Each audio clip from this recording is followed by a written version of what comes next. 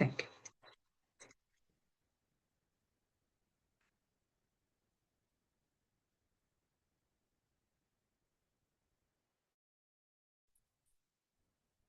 హరే కృష్ణ మాతాజీ, దండవత్ ప్రణామాలండి. హరే కృష్ణ. హరే కృష్ణ మాతాజీ, దండవత్ ప్రణామాలు మాతాజీ. హరే కృష్ణ. హరే కృష్ణ మాతాజీ, హరే కృష్ణ మాతాజీ, హరే దండవత్ కృష్ణ మాతాజీ, ప్రణామం. దండ ప్రణామ మాతాజీ. హరే కృష్ణ హరే కృష్ణ మాతాజీ, దండవత్ ప్రణామాలు. హరే కృష్ణ మాతాజీ, దండ ప్రణామాలు. హరే కృష్ణ మాతాజీ, దండవత్ ప్రణామాలు. హరే కృష్ణ మాతాజీ, దండవత్ ప్రణామ. హరే కృష్ణ మాతాజీ, ప్రభుజీస్. హరే కృష్ణ మాతాజీ. దండవత్ ప్రణామం హరే all. కృష్ణ మాతాజీ, దండవత్ ప్రేయర్ ప్రణామాలు. స్టార్ట్ చేద్దాం మాతాజీ. ఓం అజ్ఞానతిమిరాంధస్య జ్ఞానాంజనాశలాఖయా చక్షురున్మిలితం యేన తస్మై శ్రీ గురవే నమః. నమో ఓం విష్ణుపాదాయ కృష్ణప్రస్థాయ భూతలే శ్రీమతే భక్తివేదాంత స్వామిన్ ఇతి నామినే. నమస్తే సరస్వతే దేవే గౌరవాణి ప్రచారిణే నిర్విశేష శూన్యవాది పాశ్చాత్య దేశతారిణే. జై శ్రీ కృష్ణ చైతన్య ప్రభు నిత్యానంద శ్రీ అద్వైత గదాధర శ్రీవాసాది గౌరభక్త వృంద. హరే కృష్ణ కృష్ణ కృష్ణ హరే హరే, హరే రామ రామ రామ హరే హరే.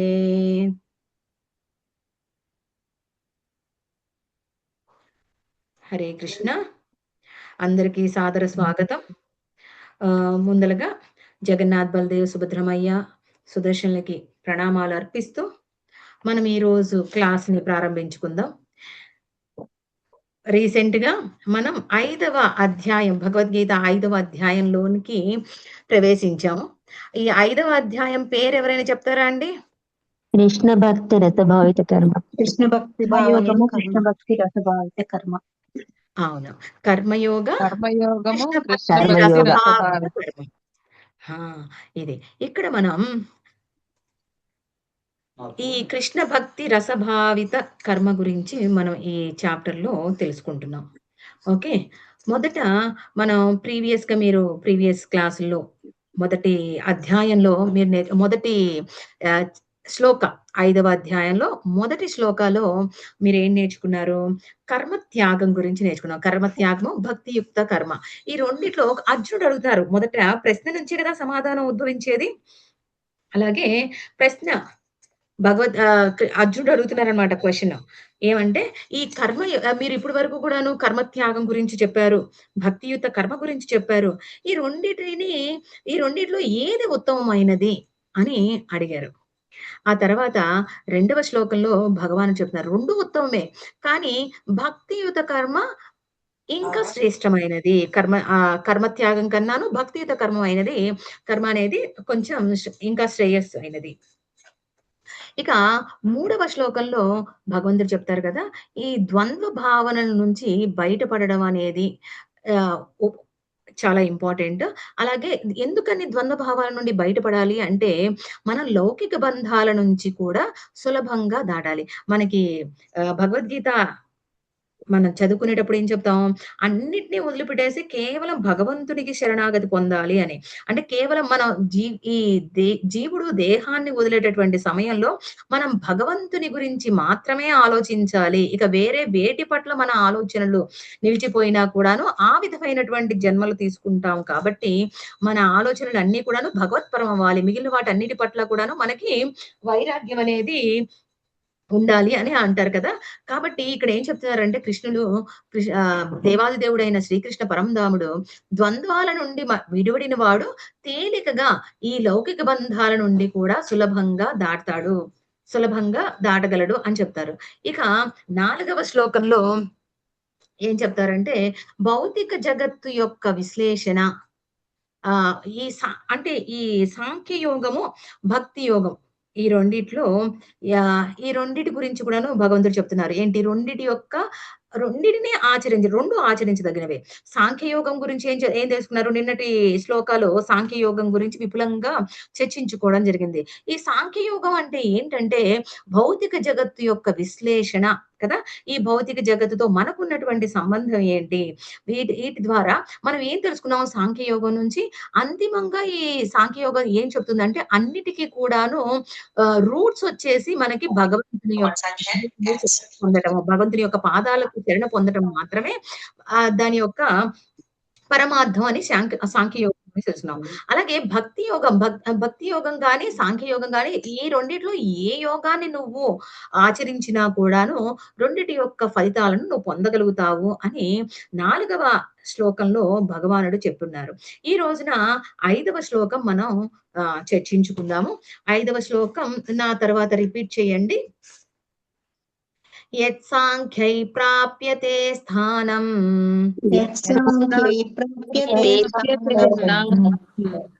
తద్యోగైరపి గమ్యతే ఏకం సాంఖ్యం చ యోగం చ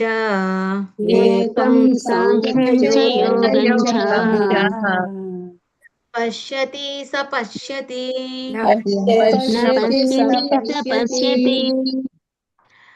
మళ్ళీ ఇంకొకసారి రిపీట్ చేయండి.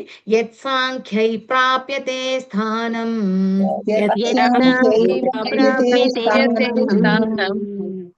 తద్యోగైరపి గమ్యతే ఏకం సాంఖ్యం చ యోగం చ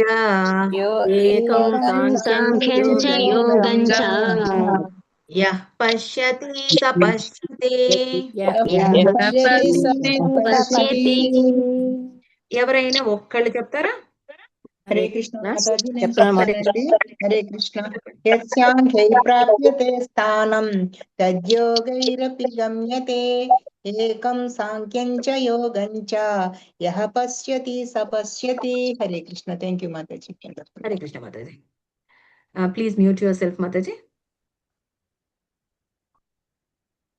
Whoever unmuted, please mute yourself. Otherwise it will be, లేదంటే అందరికి డిస్టర్బ్ అవుతుంది.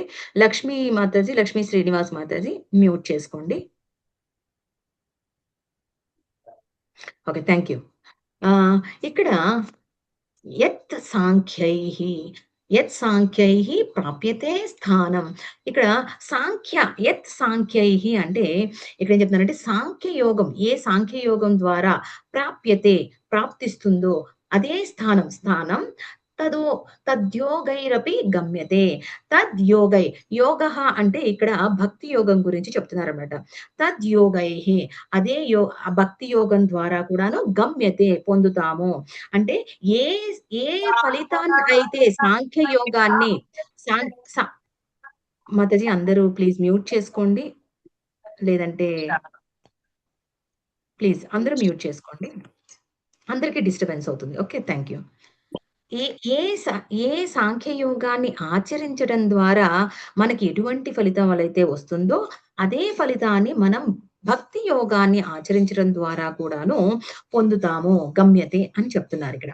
ఇంకా ఏకం సాంఖ్యం చ యోగం చ యః పశ్యతి స పశ్యతి. సాంఖ్యం చ అంటే సాంఖ్యయోగం ద్వారా కానీ, యోగం చ భక్తి యోగం ద్వారా కానీ, ఓకే, ఒకటే ఫలితాన్ని రెండింటినీ సమానంగా, ఏకం అంటే రెండింటినీ సమానంగా, యః పశ్యతి ఎవరైతే చూస్తారో, స పశ్యతి వాళ్ళు సరైన దృష్టిని కలిగిన వారు అని ఇక్కడ భగవానుడు చక్కగా చెప్పడం జరుగుతుంది. అంటే ఇప్పుడు ఏం చెప్తున్నారంటే ఇక్కడ సాంఖ్యయోగాన్ని ఆచరించడం ద్వారాను, భక్తి యోగాన్ని ఆచరించడం ద్వారాను రెండిటి యొక్క లక్ష్యము ఒకటే. అలాగే ఈ రెండిటి యొక్క లక్ష్యం ఒకటే. ఎవరైతే ఈ రెండిటిని ఒకే స్థాయిలో చూస్తారో వాళ్ళు సరైన దృష్టిని కలిగి ఉన్నారు అని ఇక్కడ కృష్ణుడు చెప్తున్నారు. ఇక మనకి భాష్యానికి వస్తే జీవితం యొక్క చరమ లక్ష్యం ఏంటండి? ప్రతి ఒక్క జీవితం యొక్క చరమ లక్ష్యం ఒకటి ఉంది. ఏంటి? ఎవరైనా చెప్పగలరా? కృష్ణ గోలోక ధామాన్ని పొందటం, కృష్ణ ధామాన్ని పొందటం, కృష్ణ ప్రేమ. నామాన్ని పొందటం, కృష్ణుని యొక్క భగవద్ధామాన్ని సేవ. దివ్య చరణాల సేవను మనం పొంది అక్కడ శాశ్వతంగా ఉండడానికి కదా, గోలోక ధామానికి చేరుకోవడం, భగవంతుని యొక్క దివ్య చరణ సేవను పొందడం అనేది మనకి అంతిమ లక్ష్యం. కాబట్టి ఈ చరమ లక్ష్యాన్ని పొందడానికి మనకి 2 విధానాలున్నాయి. ఒకటేంటంటే తత్వ పరిశోధన. తత్వ పరిశోధన అంటే సత్యాన్ని తెలుసుకోవడం. తత్వ పరిశోధన, సత్యాన్ని తెలుసుకోవడం, ఆత్మానుభవము. మన యొక్క నిజమైన స్థితిని మనం అర్థం చేసుకోవడం, తెలుసుకోవడం, ఈ తెలుసుకునేటటువంటి ప్రయత్నాన్ని ఆచరించటము. ఇది ఈ 2 మానవ జీవితం యొక్క చరమ లక్ష్యం. మానవ జీవితం యొక్క చరమ లక్ష్యం. ఒకటి తత్వ పరిశోధన, 2 ఆత్మానుభవం. ఈ 2 మార్గాలు కూడాను మనకి చరమ లక్ష్యం అవుతుంది. ఇక సాంఖ్యయోగం మనం ఇంకేం చెప్తారంటే ఇక్కడ సాంఖ్యయోగం అంటే ఏంటి? మనం చెప్తాం. ఈ సాంఖ్యయోగం అంటే ఈ జీవుడు అనేవాడు ఈ భౌతిక ప్రపంచానికి సంబంధించిన వాడు కాదు. ఈ భౌతిక ప్రపంచంలో మనం ఏంటి? భూమి, రాపో, నలో, వాయువు, ఇక బుద్ధి, మనసు, అహంకారం, ఇంకా మనకి ఈ 24 ఎలిమెంట్స్ గురించి మనం నిన్నటి క్లాస్‌లో చర్చించుకున్నాం కదా! ఈ భౌతిక ప్రపంచంలో ఈ ఆత్మ అనేది భౌతిక ప్రపంచానికి సంబంధించినది కాదు. కాబట్టి మనం ఎక్కడైతే ఏది లభ్యం కాదో దాని కోసం మనం ప్రయత్నం చేస్తాం. ఏంటి? మన జీవుని యొక్క లక్షణం ఏంటంటే ఆనందం కోసం వెంపర్లాడడం కదా! మనందరం ఏంటి? మన స్వరూపం ఏంటి? సచ్చిదానంద స్వరూపం. మనం ఎప్పుడు కూడాను ఇటర్నల్‌గా సత్యం అంటే ఏంటి? ఇప్పుడుంది, రేపుంటుంది, గతంలో ఉంది, ఎప్పటికీ ఉండేది. ఇది సత్యం. ఈ జీవుడు అనేది సత్యం. అట్లాగే చిత్ ఎప్పుడు కూడాను చేతనంలో ఉంటుంది. అలాగే ఆనంద స్వరూపం. మనం ఆనంద స్వరూపం కాబట్టి ఎప్పుడు కూడాను ఆనందం కోసమే ప్రాకులాడుతూ ఉంటాం. ఈ ఆనందాన్ని ఎక్కడ వెతుకుతున్నాం అంటే ఎడారిలో మంచినీటి కోసం వెతుకుతున్నట్లనమాట. అంటే ఇప్పుడు ఎడారిలో మనం నీటి కోసం వెతకడం ఎలా ఉంటుంది? అది సాధ్యమైనటువంటి విషయం కాదు. చాలా కష్టం. అదే విధంగా ఈ భౌతిక ప్రపంచంలో లేనటువంటి ఆనందం కోసం మనం వెతుకుతూ ఉంటాము కదా! కాబట్టి ఈ ఆత్మ సచ్చిదానంద స్వరూపము. కానీ ఇది భౌతిక ప్రపంచానికి సంబంధించింది కాదు. కాబట్టే కదా ఈ భౌతిక ప్రపంచంలో ఉన్న వేటి వలన కూడాను ఆత్మ అనేది నశింపబడదు అని మనం 2వ చాప్టర్‌లో నేర్చుకున్నాం. నైనం చిందంతి శస్త్రాణి నైనం దహతి పావకః న చైనం క్లేదయంత్యోప్యాపో న శోషయతి మారుతః. అంటే ఈ ఆత్మని ఎటువంటి ఆయుధము కూడాను నశింపచేయలేదు. నీరు తడపజాలదు, అగ్ని దహింపజాలదు. ఈ విధంగా మనం ఎటువంటి ఈ భౌతికమైనటువంటి పదార్థాల ద్వారా కూడాను ఈ ఆత్మ అనేది నశింపబడదు అనేది తెలుసుకున్నాం. కాబట్టి మనకి సాంఖ్యయోగం ద్వారా ఏం తెలుస్తుందంటే ఈ భౌతిక ప్రపంచానికి ఈ ఆత్మ అనేది భౌతిక ప్రపంచానికి సంబంధించినది కాదు అన్న విషయం తెలుస్తుంది.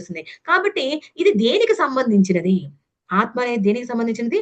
ఆత్మ అనేది పరమాత్ముని యొక్క అంశగా మనం ఇక్కడికొచ్చామనమాట. మనం పరమాత్ముని యొక్క పార్ట్ అండ్ పార్సెల్. అంటే ఆయన యొక్క లక్షణాలన్నిటిని కొద్దిపాటిగా మనం కలిగి ఉన్నాం. ఆయనలో భాగం మనం అంతర్భాగాలనమాట. ఎలా అయితే ఒక పెద్ద సముద్రంలో ఒక చిన్ని నీటి బిందువు ఎలా అయితే భాగమో, అదే విధంగా అనంతమైనటువంటి శ్రీకృష్ణ భగవానుడి దేవాది దేవుడిలో మనం అందరం కూడాను బిందు మాత్ర భాగం అన్నమాట. కాబట్టి మనం క్వాలిటీ వైజ్‌గా భగవంతుని యొక్క లక్షణాలను మనం పొంది ఉన్నాం. కానీ క్వాంటిటీ అంటే ఏంటంటే పరిమాణపరంగా మనం అంత స్థాయిలో ఆ లక్షణాలను కలిగి ఉండలేదు. మనం ఈ విషయాలను మనం తెలుసుకుంటాం అన్నమాట. పరమాత్మ యొక్క అంతర్భాగమే మనం ఆత్మ. కాబట్టి ప్రతి ఒక్క జీవుడు, ప్రతి ఒక్క దేహంలో కూడాను ఆత్మ, పరమాత్మ ఇద్దరూ కలిసి ఉంటారు కదా! ఎప్పుడు కూడా పరమాత్మ మనల్ని వదిలిపెట్టి ఉండరు. ఎందుకంటే ఈ ఆత్మ కేవలం ఈ ఆత్మ అనేది స్పిరిచువల్ వరల్డ్‌కి సంబంధించినది. ఈ మెటీరియల్ వరల్డ్‌కి సంబంధించింది ఏంటి? ఈ దేహము, మన మైండ్, ఇంటెలిజెన్స్, ఫాల్స్ ఈగో, బుద్ధి, మనో అహంకారాలు, ఈ దేహం, ఈ స్థూల దేహం అనేది, ఈ స్థూల దేహము, సూక్ష్మ దేహము 2 భౌతిక ప్రపంచానికి, ఈ మెటీరియల్ వరల్డ్‌కి సంబంధించినవి. కేవలం ఈ పరమాత్మ, మనం మాత్రం ఈ దేహం కాకుండా అంతర్గతంగా ఉన్నటువంటి ఆత్మ మాత్రం కేవలం స్పిరిచువల్ వరల్డ్‌కి సంబంధించింది. అంటే పరమాత్ముని యొక్క పరమాత్మునికి సంబంధించిన వాళ్ళం. అంటే పరమాత్మునికి ఏ విధంగా మనం బంధాన్ని కలిగి ఉన్నాము అంటే, మనం పరమాత్ముని యొక్క సే సేవకులుగా మన ఒరిజినల్ పొజిషన్ ఏంటంటే భగవంతుని సేవించేటటువంటి సేవకులము. ఇదంతా కూడాను మన నిజ స్థితిని తెలియబరిచేది సాంఖ్యయోగం. మన నిజ స్థితి. ఈ ఆత్మ యొక్క నిజ స్థితి ఏమిటి? ఇది సాంఖ్యయోగం. ఇంకా ఈ సాంఖ్యయోగం ద్వారా మనం ఏం తెలుసుకుంటాం అంటే, నాది అని మనం పరిగెడుతున్న ఈ ప్రపంచం అంతా మనది కాదు. మనది అన్నది ఏంటి అంటే కేవలం భగవంతుడు మాత్రమే. ఎందుకంటే నేను స్పిరిచ్యువల్ సోల్. నేను స్పిరిచ్యువల్ వరల్డ్‌కి సంబంధించిన దాన్ని. నేను ఆ స్పిరిచ్యువల్ వరల్డ్‌కి అధినేత భగవంతుడు, దేవాది దేవుడైనటువంటి శ్రీకృష్ణుడు. నేను ఆయనకు చెందిన దాన్ని అన్న నిజమైన స్థితిని మనం అర్థం చేసుకుంటాము సాంఖ్యయోగం ద్వారా కదా! ఆ తరువాత మనం సాంఖ్యయోగం ద్వారా ఇంకేం నేర్చుకుంటామండి? సాంఖ్యయోగం ద్వారా మనం ఏం నేర్చుకుంటాం అంటే, మనం అనుకునేటటువంటి బంధాలన్నీ కూడాను నిజమైన బంధాలు కాదు. కాబట్టి మనం వాటన్నిటికి డిటాచ్డ్‌గా ఉంటాం. డిటాచ్డ్‌గా ఉండడం అంటే ఏంటంటే, వైరాగ్యాన్ని పొంది ఉంటాము. వైరాగ్యం అంటే ఏంటి? మనం ఇక్కడ ఉంటున్నా కూడాను మనం ఇవన్నీ నాకు శాశ్వతమైనవి కాదు. నేను పరిగెత్తుతున్నవన్నీ కూడాను శాశ్వతమైన వాటి కోసం నేను పరిగెత్తటలేదు. నాకు శాశ్వతమైనది కేవలం భగవంతుని యొక్క పాదాలు మాత్రమే. నా పరుగు కేవలం భగవంతుని వైపు సాగాలి అన్నది మనకి సాంఖ్యయోగం ఏం చెప్తుంది అంటే, నువ్వు పరిగెత్తేటటువంటి ఈ పరుగు కేవలం భౌతిక ప్రపంచానికి సంబంధించినది కాబట్టి అనవసరమైన పరుగు. కాబట్టి నువ్వు వీటన్నిటి పట్ల వైరాగ్యాన్ని పొంది ఉండాలి అని వైరాగ్య ధోరణి నీలో పొందించేటటువంటి జ్ఞానాన్ని మనకి సాంఖ్యయోగం అనేది ఇస్తుంది. కదా! తర్వాత భక్తి యోగం ఏమిస్తుంది? భక్తి యోగం అంటే ఏంటంటే, నీకు ఆ దేవాది దేవుడైన శ్రీకృష్ణుని తెలుసుకోవడము, ఆయన్ని సేవించుకోవడము తప్ప నీకిక వేరే ఎటువంటి లక్ష్యము లేదు అని నీ లక్ష్య నిర్ధారణ చేసేటటువంటిది భక్తి యోగము. కదా! ఇప్పుడు ఎట్లా అయితే భక్తి యోగం కృష్ణ భక్తి ద్వారా మనం ఏం తెలుసుకుంటున్నామండి? కృష్ణుడితో మాత్రమే మన బంధాన్ని ఏర్పరుచుకుంటాం. అక్కడ సాంఖ్యయోగంలో ఏం చేస్తామండి? ఈ భౌతిక ప్రపంచంతోటి మనం వైరాగ్యాన్ని పొందుంటాము. అంటే ఈ భౌతిక ప్రపంచంతోటి వైరాగ్యాన్ని పొందడము, అలాగే కృష్ణునితోటి బంధాన్ని ఏర్పరచుకోవటం. ఒకటేమో వైరాగ్యం. వైరాగ్యం అంటే ఏంటి?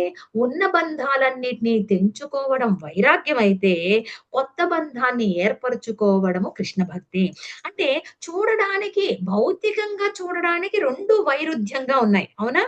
ఒకటేమో నువ్వు బంధాలను వదిలిపెట్టేయాలి అనడం సాంఖ్యయోగం అయితే, ఇంకొకటి భక్తి యోగం ఏంటంటే, నువ్వు బంధాన్ని నెలకొల్పుకోవడం. కానీ లక్ష్యం 2 ఏంటంటే, భగవత్ పరమవ్వడము. మనం భగవత్ పరమవ్వడమే దీని యొక్క లక్ష్యం కదా! కాబట్టి ఎలా అయితే మనం ఒక ఆలోచన వస్తుందండి మనసులో ఏదో ఆలోచిస్తున్నాం. మనం ఏది ఈరోజు మనం ఉద్యోగంలో ఉన్నాము. ఈ పని అయిపోయిన తర్వాత నేను ఇంకొక పనికి వెళ్ళాలి కదా! దాని గురించి మనం ఆలోచిస్తాం. ఇప్పుడు ఒక రకమైన ఆలోచన మన మనసులో ఉంది. ఇంకొక ఆలోచనకి వెళ్ళేటప్పుడు ఏం చేస్తుంది? ఈ ఆలోచనని వదిలేసేసి ఆ ఆలోచనని పట్టుకుంటుంది కదా! మనం చాంటింగ్ చేసేటప్పుడు కూడా ఏం జరుగుతుంది? చాంటింగ్ మీద మనసు పెడతాం. సడెన్‌గా చాంటింగ్ మీద నుంచి మనసు ఎళ్ళిపోయి వేరే దాని మీదకెళ్ళిపోతుంది.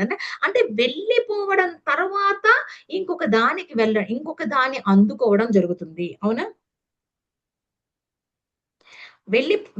వదలడం తర్వాత ఇంకొక దాన్ని అందుకోవడం అనేది జరుగుతుంది. కరెక్టే కాదా? మీరు వదలకుండా ఇంకొక దాన్ని అందుకోగలరా? లేదు లేదు మాతాజీ. ఒకటి వదిలితే ఇంకోటి వదలకుండా పట్టుకోగలం. ఇంకొక దాన్ని అందుకోలేము. అలాగే ఈ భౌతిక ప్రపంచం పట్ల ఉన్నటువంటి బంధాలని వదిలించుకోకుండా భగవంతునితో బంధం ఏర్పరచుకోలేము. ఇది ఈ శ్లోకం యొక్క అంతరార్థం అన్నమాట. అంటే ఈ 2 కూడా వదలడము, బంధాన్ని ఏర్పరచుకోవడము 2 సమానమే. అది ఈ శ్లోకంలో చెప్తున్నటువంటి ఏం చెప్తున్నారు? యత్ సాంఖ్యైః ప్రాప్యతే స్థానం తద్యోగైరపి గమ్యతే. అంటే ఒకదాన్ని ఎక్కడైతే ఈ రెండిటి యొక్క లక్ష్యము ఒకటే అవుతుంది. ఎందుకంటే దీన్ని వదలడం ద్వారే దీనితోటి ఉన్నటువంటి బంధాన్ని మనం ఏర్పరచుకోగలుగుతాము అన్నది ఇక్కడ 2 సమానమే కదండీ! ఇది వదలకపోతే అది అందుకోలేం కదా! ఎస్ మాతాజీ. అవును అంతే మాతాజీ. ఎస్ మాతాజీ. మాతాజీ. అవును. అది ఇక్కడ మనకి ఇంకా చెప్తున్నారు. ఇంకేంటంటే ఈ రెండిటిని వేరుగా చూడొద్దు. ఏంటంటే అయ్యో! ఇక్కడ నేను బంధాలను వదిలేస్తున్నాను అని, లేదంటే అక్కడ బంధాలను ఏర్పరచుకుంటున్నామని ఈ రెండిటిని వేరుగా చూడవలసిన అవసరం లేదు. రెండిటి యొక్క పరమార్థం ఒకటే ఏంటంటే మనం భగవంతుని యొక్క సేవను పొందడం.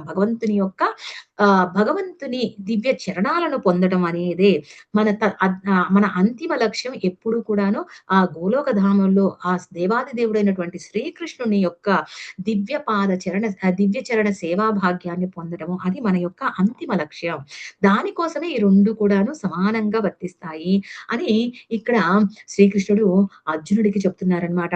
ఇంకా దీని వలన మనకొక చిన్న ఎగ్జాంపుల్ తీసుకుంటే, నారద ముని స్టోరీ గుర్తుందా నీకు? నారద ముని స్టోరీ. నారద ముని ఈ చాతుర్మాస్యం ఇప్పుడు మనం చాతుర్మాస్యంలో ఉన్నాం కదా! అద్భుతమైనటువంటి చాతుర్మాస్య దీక్షలో మనందరం ఉన్నాము. ఈ చాతుర్మాస్యం యొక్క ప్రాముఖ్యత నారద ముని జీవితాన్నే మార్చేసినటువంటి చాతుర్మాస్య దీక్ష కదా! నారద ముని ఆచరించలేదు. ఒక గ్రూప్ వైష్ణవులందరూ కూడాను చాతుర్మాస్య దీక్షని ఆచరిస్తూ వాళ్ళు నారద ముని ఒక దాసీపుత్రుడనమాట. దాసీపుత్రుడు అంటే వాళ్ళ అమ్మగారు ఒక ఇంట్లో దాసీత్వం చేస్తూ ఉన్నారు. అయితే తండ్రి లేని కారణంగా తల్లి దగ్గరే బిడ్డ కూడాను. నారదుడు అప్పటికి నారదుడు కాదు. పూర్వజన్మలో ఒక బాలుడు అంతే. అయితే తల్లితో పాటు బిడ్డ కూడాను సేవిస్తూ ఉండేవాళ్ళు ఒక పెద్ద కుటుంబంలో. అయితే ఆ ఊరికి వాళ్ళు గ్రామ పెద్దలనమాట. ఆ ఊరికి ఒక వైష్ణవ సమాజం, ఒక వైష్ణవ గ్రూపు వాళ్ళు చాతుర్మాస్య దీక్ష చేయడానికి వచ్చారనమాట. అంటే వాళ్ళు ఆన్ ద వే వెళ్తున్నప్పుడు చాతుర్మాస్యము అనేది మొదలైంది.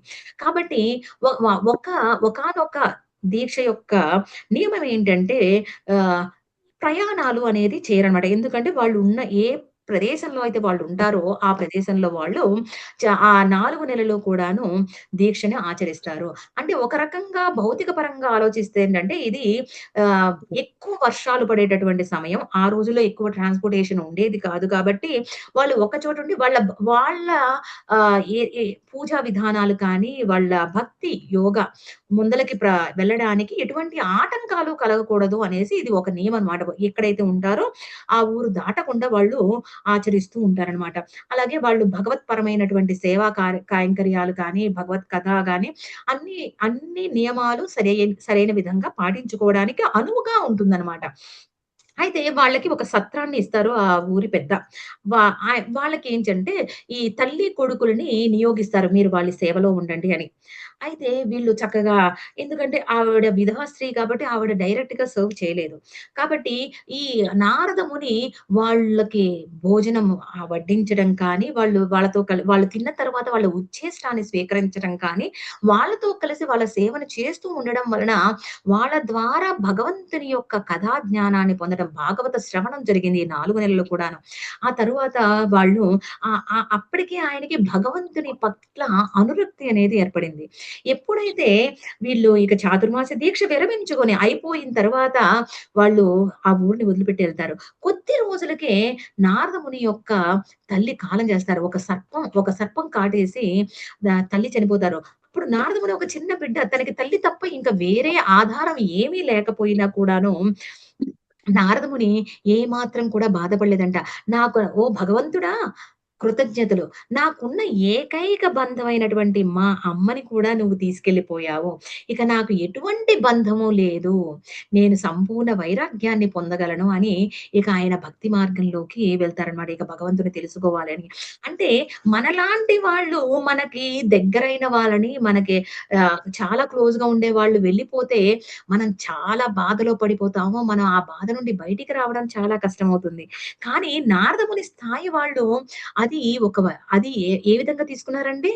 నాకున్నటువంటి ఒకే ఒక బంధాన్ని తీసేసేసావు. కృతజ్ఞతలు తండ్రి అని భగవంతుడికి కృతజ్ఞతలు చెప్పారు. అది స్థాయి అన్నమాట. అది ఎలా వస్తుంది? అది వైరాగ్యం. ఇక్కడ మనం చెప్పేటటువంటి detachment from the material world. ఆ డిటాచ్‌మెంట్ ఎప్పుడు వస్తుందంటే మనకున్నటువంటి బంధాల నుండి మనం విముక్తులం అవ్వడం ద్వారా వస్తుంది. కదా! ఇప్పుడు నారదముని దగ్గరే మనం 2 తీసుకోవచ్చు. ఏ విధంగా? ఎప్పుడైతే ఆయన భగవంతునికి అటాచ్ అయ్యారో, అప్పుడు ఆయన ఈ భౌతిక ప్రపంచానికి, భౌతికమైనటువంటి బంధాలకి డిటాచ్ అయ్యారు. అటాచ్‌మెంట్ అండ్ డిటాచ్‌మెంట్ అనేవి 2 కలిసి వస్తాయి. కదా! ఏ విధంగా ఎప్పుడైతే మీరు భౌతిక ప్రపంచానికి డిటాచ్ అవుతారో, అప్పుడు భగవంతునికి అటాచ్ అవుతారు. ఎప్పుడైతే మీరు భగవంతునికి అటాచ్ అవుతారో, అప్పుడు మీరు భౌతిక ప్రపంచానికి డిటాచ్ అవుతారు. ఈ 2 తత్సంబంధంగా ఏర్పడుతూ ఉంటాయి.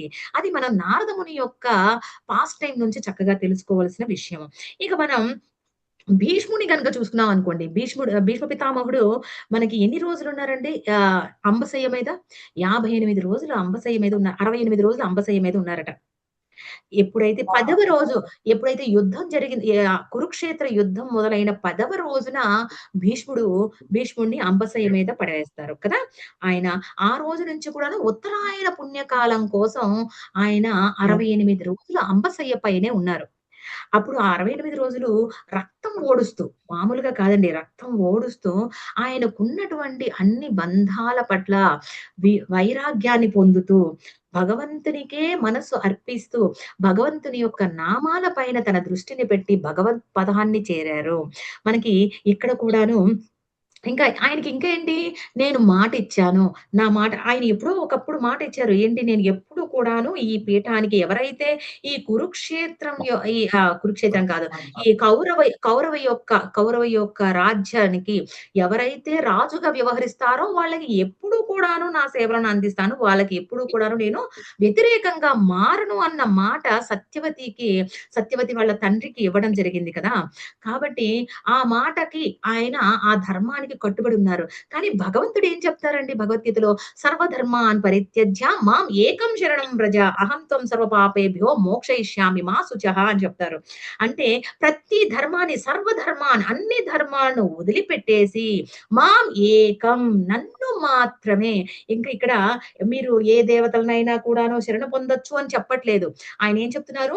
మాం అని వదిలేయొచ్చు. అంటే నన్ను శరణ పొందండి అని చెప్పొచ్చు. కానీ ఇక్కడ అండర్‌లైన్ చేయాల్సిన విషయం ఏంటంటే, రెడ్ లైన్ తోటి అండర్‌లైన్ చేయాల్సిన విషయం ఏంటంటే, మాం ఏకం నన్ను మాత్రమే, ఇంకా ఎవరిని కూడాను ఇంక్లూడ్ చేయాల్సినటువంటి విషయం లేదు ఇక్కడ. మాం ఏకం నన్ను మాత్రమే ఎవరైతే శరణు పొందుతారో, మాం ఏకం శరణం వ్రజ అహం త్వాం సర్వ పాపేభ్యో, వాళ్ళు చేసినటువంటి సర్వ పాపాలని కూడాను అహం త్వాం సర్వ పాపేభ్యో మోక్షయిష్యామి మా శుచః, నేను వాళ్ళకి మోక్షాన్ని ప్రాప్తిస్తాను. వాళ్ళని మా శుచః అన్నిటినీ కూడాను తొలగించేసి వాళ్ళని పరిపూర్ణంగా ప్యూర్ ప్లాట్‌ఫార్మ్‌కి తీసుకువెళ్ళి వాళ్ళకి మోక్షాన్ని ప్రసాదిస్తాను అని భగవంతుడు ఈ భగవద్గీత యొక్క ఎంటైర్ భావాన్ని, ఎంటైర్ ఎసెన్స్‌ని ఇచ్చారనమాట. కాబట్టి మనకి భీష్ముడిని గనక చూసుకుంటే అప్పటి వరకేంటి? నేను ధర్మాన్ని పాటించాలి. నేనిచ్చినటువంటి మాటకు నేను నిలబడాలి అనేసి భీష్ముడు కూడాను ఆయన ధర్మం పట్ల ఆయన ఉండడం వలనే కదా ఇంతటి యుద్ధం జరగడానికి కారణం. కానీ అంత ధృతరాష్ట్రుడు ఆ స్థాయిలో అధర్మానికి పాల్పడడం గాని, ఆయన కొడుకులు దుర్యోధనులు గాని, కౌరవులు కానీ ఇంత దుర్మార్గానికి పాటుపడడానికి ఆయన ఇచ్చినటువంటి మాటే కదా! నేను మాటకి నిలబడి ఉండాలి అని ఆ ఒక ధర్మాన్ని మాత్రమే ఆయన ఆచరిస్తూ ఎంతో అధర్మం జరగడానికి ఆయన ఒక రకంగా ఏంటంటే నిలబడాల్సొచ్చింది. అంటే అంటే ఆయన తన ధర్మంలో నిలబడడం వలన చాలా అధర్మాలు జరగడానికి ఆస్కారం జరిగింది. కాబట్టి ఆయన ఆ స్థాయిని అర్థం చేసుకొని తను 58 రోజులు ఈ అంబశయ్య మీద పడుకొని తను కేవలం భగవంతునికి అటాచ్ అవుతారనమాట కదా! కాబట్టి ఇక్కడ సర్వధర్మాన్ పరిత్యజ్య అది జరిగింది. కాబట్టి మనం ఇక్కడ యథార్థంగా మనం తెలుసుకోవలసిన విషయం ఏంటంటే, మనం మెటీరియల్ వరల్డ్ తోటి డిటాచ్ అవ్వాలి. అలాగే కృష్ణునితోటి అటాచ్‌మెంట్ ఈ రెండిటిని మనం పొందుతాం ఒకటేసారిగా. ఇది పొందడం ఈ 2 సమానంగా భావించడం అనేది యథార్థమైన దృష్టి. ఈ యథార్థమైన దృష్టిని ఎప్పుడు పొందుతామంటే ఈ కృష్ణ భక్తిని, కృష్ణునితో గాఢంగా మనం బంధాన్ని ఏర్పరచుకోవడం వలన ఆయనకి మనం భక్తి మార్గంలో భక్తియుత సేవను చేయడం ద్వారా ఎప్పుడు అటాచ్‌మెంట్ పొందుతామండి? అటాచ్‌మెంట్ డైరెక్ట్‌గా వస్తుందా? అటాచ్మెంట్ ఎప్పుడు వస్తుంది? మనం భక్తియుత సేవను చేయడం ద్వారా భగవంతుని నామాన్ని మనం ఎప్పుడూ వదలకుండా భగవంతుని నామం పట్ల మనం రుచిని ఏర్పరచుకొని దాని నుండి వదలకుండా ఎప్పుడైతే మనం దృఢమైన బంధాన్ని నామానికి, భగవంతుని యొక్క సేవకి, భగవంతుని యొక్క భక్తులకి తోటి ఎప్పుడైతే మనం సత్సంబంధాన్ని ఏర్పరచుకొని ఎప్పుడైతే దృఢమైన బంధాలని ఏర్పరచుకుంటామో అప్పుడు మనకి ఈ యథార్థ దృష్టి అనేది పొందగలుగుతాము అని ఇక్కడ శ్రీకృష్ణుడు అర్జునుడికి ఉపదేశం చేశారనమాట. ఏవైనా ప్రశ్నలు కానీ, సమాధానాలు కానీ, ఏదైనా డౌట్స్ ఏమైనా ఉంటే చెప్పండి మాతాజీ. ఏమైనా సలహాలు, సందేహాలు? హరే కృష్ణ మాతాజీ, మీరు అన్నట్లుగా సాంఖ్య యోగము, భక్తి యోగం ఒకటే అనేది ఎలా అనేది బాగా అర్థమైంది మాతాజీ. నిజంగానే ఒకటి వదిలేసి ఇంకోటి పట్టుకోగలుగుతాం కానీ లేకపోతే అసలు సాధ్యమే కాదు. అసలు వదిలేసామంటే పడిపోతాం పట్టుకోకపోతే. కాబట్టి ఆబ్వియస్లీ పట్టుకోవాల్సిందే. సో ఇక భక్తి యోగాన్ని పట్టుకుంటే గనక ఇంకా సో ఈ రెండు ఒకటి అనేది బాగా వివరించి చెప్పారు మాతాజీ. నిజంగా మీరు అన్నట్టుగా మాతాజీ భీష్మ పితామహుల వారు అధర్మాన్ని గట్టిగా పట్టుకున్నారు మీరు అన్నట్లుగానే. సో అటువంటి అంటే మనం ఇక్కడ అధర్మం అని చెప్పలేము మాతాజీ. తను నమ్మిన తన ధర్మాన్నే పట్టుకున్నారు. కానీ తను ధర్మాన్ని ఎలా పట్టుకున్నారంటే ఆ ధర్మాన్ని పట్టుకోవడం వలన అధర్మం అనేది అధర్మం పెరగడానికి అది ఒక అవకాశంగా మారింది. ఎందుకంటే తను ధర్మాన్ని పట్టుకున్నారు. ఏ ధర్మాన్ని పట్టుకున్నారు? తను ఇచ్చిన మాట సత్యాన్ని ఆధారంగా తను ఇచ్చిన మాటని నిలుపుకోవడానికి ఆ ధర్మానికి ఆయన నిలబడ్డారు. ఆయన అధర్మం వైపు ఇష్టం లేకపోయినా కూడా అధర్మం వైపు నిలవాల్సి వచ్చింది. ఎందుకంటే తను తీసుకున్నటువంటి ధర్మం, తను మాట ఇచ్చారు కాబట్టి తను నిలబెట్టుకున్నటువంటి ధర్మం కోసం కదా. కానీ ఇక్కడ భగవంతుడు ఏం చెప్తారు? సర్వధర్మాన్ని పరిత్యజ, నువ్వు పట్టుకున్న ధర్మాలను కూడా వదిలేసేయి పెట్టాలి. అది. సో పాపం తల్లికి ఇచ్చిన మాట తన ధర్మం కాబట్టి స్వీకరించారు. కానీ అది ఏమైందంటే ఇప్పుడు వాళ్ళంతా అధమవర్తలుగా ఉన్నారు. అది సో దానికి పాలు ఆర్జం పోసినట్టుగా అయింది కదా మాతాజీ. అంతే అనుకోవాలి మాతాజీ. థ్యాంక్ యూ మాతాజీ, చాలా అద్భుతంగా వివరించారు మాతాజీ. ధన్యవాదాలు మాతాజీ. హరే కృష్ణ. ధన్యవాదాలు. అందరూ ఒకసారి హరే కృష్ణ మహామంత్రం చెప్దాము. గురువు గారు 3 సార్లు హరే కృష్ణ మహామంత్రం చెప్తాం. అవును మాతాజీ, 3 సార్లు గురువారాజ్ కోసం హరే కృష్ణ మహామంత్రం చెప్దాము. ఒకసారి మనందరము భక్తి మార్గంలో ఈ భౌతిక ప్రపంచం పట్ల, భౌతికమైన బంధాల పట్ల మనకి వైరాగ్యం కలగాలని, అలాగే మన బంధం భగవంతునితో దృఢంగా ఏర్పడాలని మనందరి కోసం కూడాను మనం ఒకసారి చేద్దాం. ఓకే, మొత్తం 4 సార్లు మనం హరే కృష్ణ మహామంత్రాన్ని అందరం కలిసి చేద్దాం. హరే కృష్ణ హరే కృష్ణ కృష్ణ హరే హరే హరే రామ రామ రామ హరే హరే కృష్ణ హరే కృష్ణ హరే కృష్ణ కృష్ణ హరే హరే రామ రామ రామ హరే హరే కృష్ణ హరే కృష్ణ రామ హరే హరే రామ హరే హరే హరే రామ రామ రామ హరే హరే హరే రామ హరే హరే.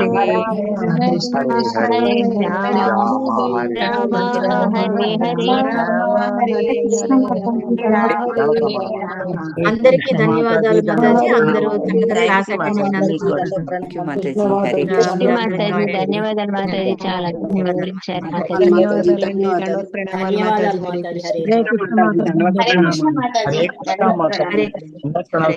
హరే కృష్ణ మాతాజీ. హరే కృష్ణ మాతాజీ, దండవత్ ప్రణామాలు. హరే కృష్ణ మాతాజీ, ప్రణామాలు. హరే కృష్ణ మాతాజీ, దండవత్ ప్రణామం. హరే కృష్ణ మాతాజీ, ప్రణామాలు. హరే కృష్ణ మాతాజీ, దండవత్ ప్రణామాలు. హరే కృష్ణ ప్రభు. దండవత్ ప్రణామాలు. హరే కృష్ణ. Thank you.